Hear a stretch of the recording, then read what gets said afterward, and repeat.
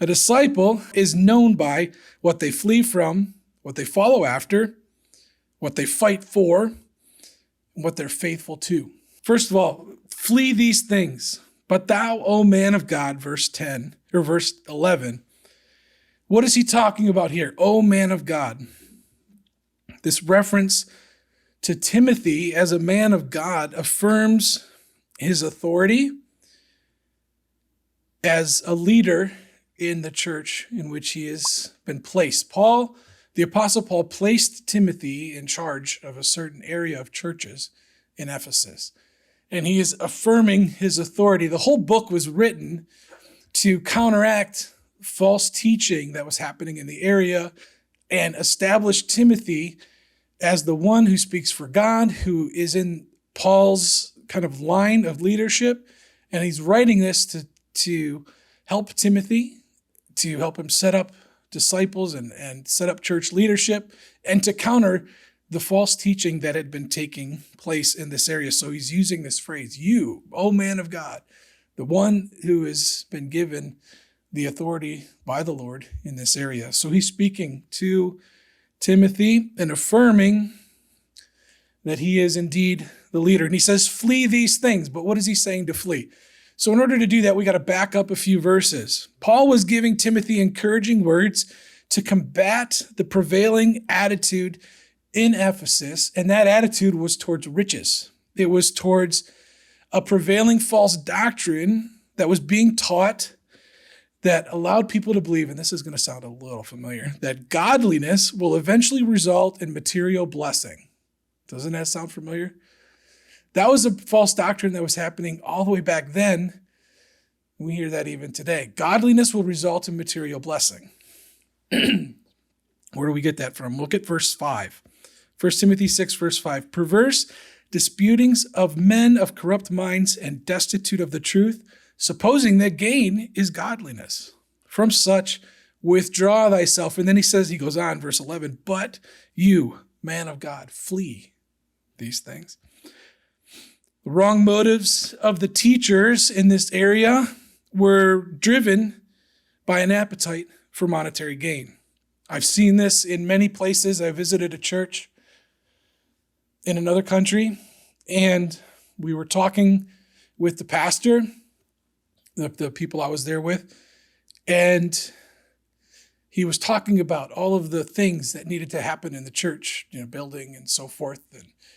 But he said, but first I need them to give more money so I can finish my kitchen. No joke. I need them to give more money so I can finish my kitchen. And then we'll worry on the church. The church is literally sticks and a thatch roof. And he says, I need them to give more money so I can finish my kitchen. And proceeded to ask for an offering while we were there so that he could finish it.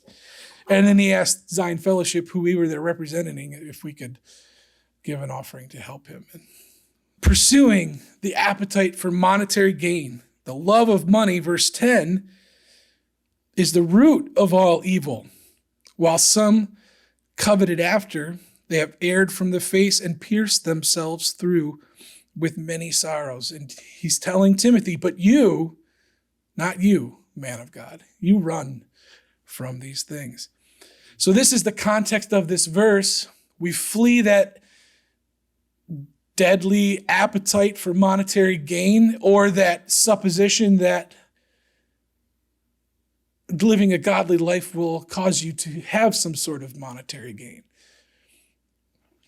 There are other things in Scripture that we are also to flee from. 1 Corinthians 6:18, flee fornication. Every sin that a man does is without the body, but he that commits fornication sins against his own body. 2 Timothy 2:22, flee also youthful lusts, but follow righteousness, faith, charity, peace, which them that call on the Lord out of a pure heart. Another thing we flee, 1 Corinthians 10:14, wherefore, my dearly beloved, flee from idolatry. Also John 10:5, teaching on Jesus being the shepherd and we are his sheep, he says, a stranger will they not follow, but will flee from him, for they know not the voice of strangers. We flee from the voice of a stranger. Run! Get out of there. Run away. These are things where we're encouraged and explicitly instructed, run away from these things. Run like something's chasing you, because it is. There's examples in scriptures where people ran, or at least didn't fight. Jesus didn't fight back when his accusers came to him. In fact, in one of the most remarkable demonstrations of restraint, he's confronted by a legion of soldiers in John 18, 5-8. He says, "Who do you seek?" They say, "Jesus of Nazareth." And Jesus stood unto him and said, "I am he." And at the words, "I am," they all fell over, demonstrating power just in the words, "I am he." But he didn't fight. All he did was speak, and they were overwhelmed. And then he gave himself to them. See, that's what I don't like about some of the stories you see of this time of Jesus' life, where they collapse on him and take him and cuff him, and there's this big rumble. It's not the case. He just gave himself up. He let them take him. He didn't fight at all. John 8:59 also, they took up stones to cast at him, but Jesus hid himself and went out of the temple, going through the midst of them, and so passed by. He hid himself. He didn't fight. Joseph, a prime example, when he's confronted by Potiphar's wife, and we don't have to read it all, Genesis 39 for your notes. Potiphar's wife, Joseph, was a handsome young man, and she was drawn to him in a lustful way and was making advances at him. He didn't sit there and try to fight it and resist. He ran away, and she was trying to take him and left his coat behind. He ran away. David fled from Saul for years.